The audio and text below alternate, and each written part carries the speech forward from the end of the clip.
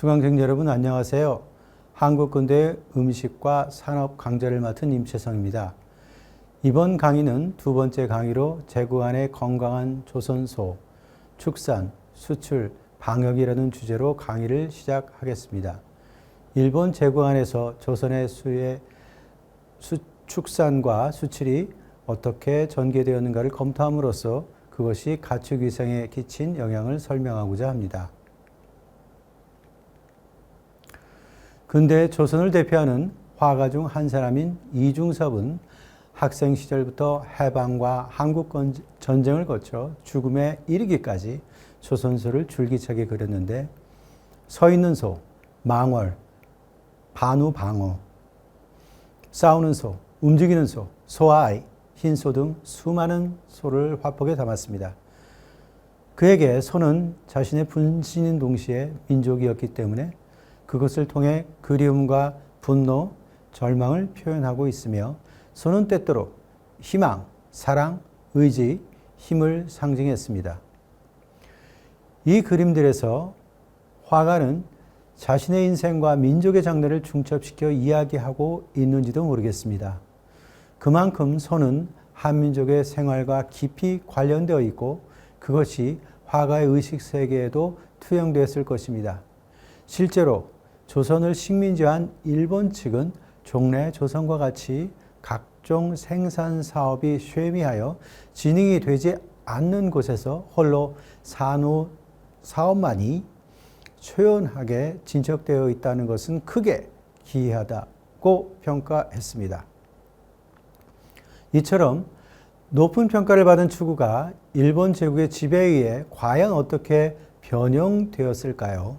매년 5만 마리, 6만 마리의 소가 일본으로 수출되어 농촌에서 쟁기를 끌어 땅을 일구는 작업을 비롯하여 중가리, 제초, 메가리, 운반 등의 사역에 이용되었고 비료 채취에도 이용되었다가 나중에 살찐 다음 도살 처분되었습니다. 소는 마지막으로 일본인의 입으로 들어가 단백질의 공급원이 되었던 것입니다. 이렇게 대량으로 수출된 소는 어떻게 공급되었고 나아가 그것을 필요로 한 일본 측의 요인에는 어떤 것이 있었을까요? 또한 그 결과로서 조선 측에는 어떤 변형이 초래되었을까요?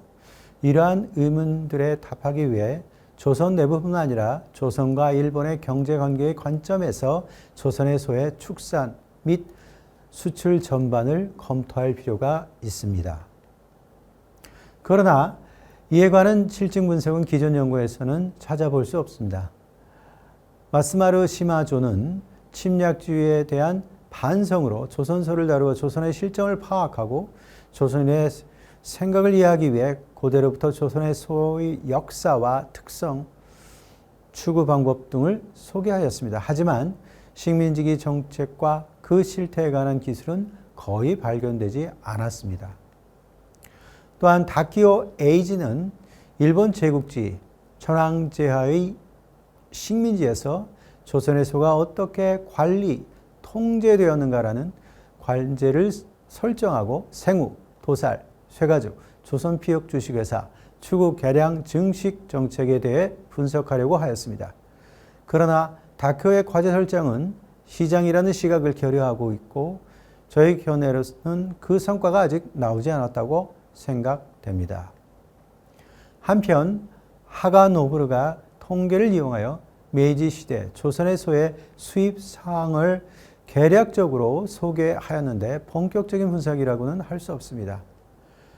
마지막 아유는 1890년대부터 1910년대에 걸쳐 조선소의 수입이 증가하는 역사적 배경과 한반도의 이주자, 방문자의 육식 경험을 고찰하였습니다. 그는 이 연구에서 청일, 러일 전쟁 시기에 유구의 군사 수요가 조선소의 수입의 계기가 되었고 식민지화와 함께 조선에서는 많은 일본인에게 육식 경험을 가져다 주었다고 밝히고 있습니다.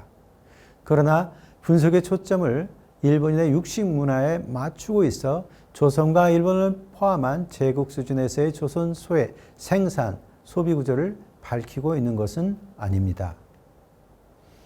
노마 마리코 또한 조선소를 연구했는데 분석의 초점은 일본 내부, 특히 시가현에서 식육 자원으로서의 의의를 두고 있습니다.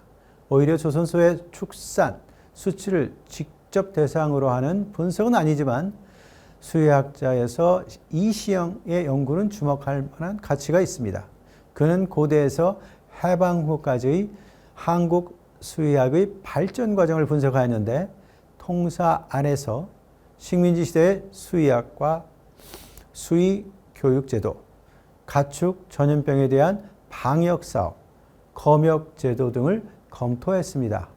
그 결과 가축 전염병이 한반도로 수입된 것을 차단하여 병역에 큰 성과를 올리기는 했지만 중일전쟁 이후 조선 축산물은 전쟁용 무기로 둔갑하여 세계 평화를 어지럽히는 데 사용되었다고 지적했습니다.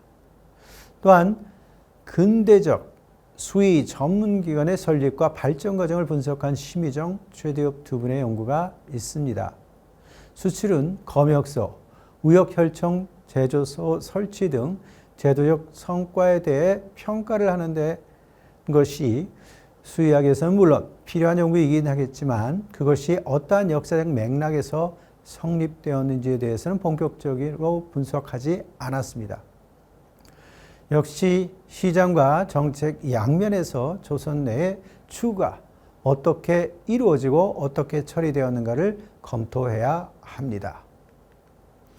이와 같이 조선소를 일본과 조선의 관계 속에서 파악함으로써 쌀과 더불어 중요한 식량자원이면서 동시에 농업자본이었던 조선소를 푸드 시스템의 일환으로 정확하게 파악할 수 있습니다.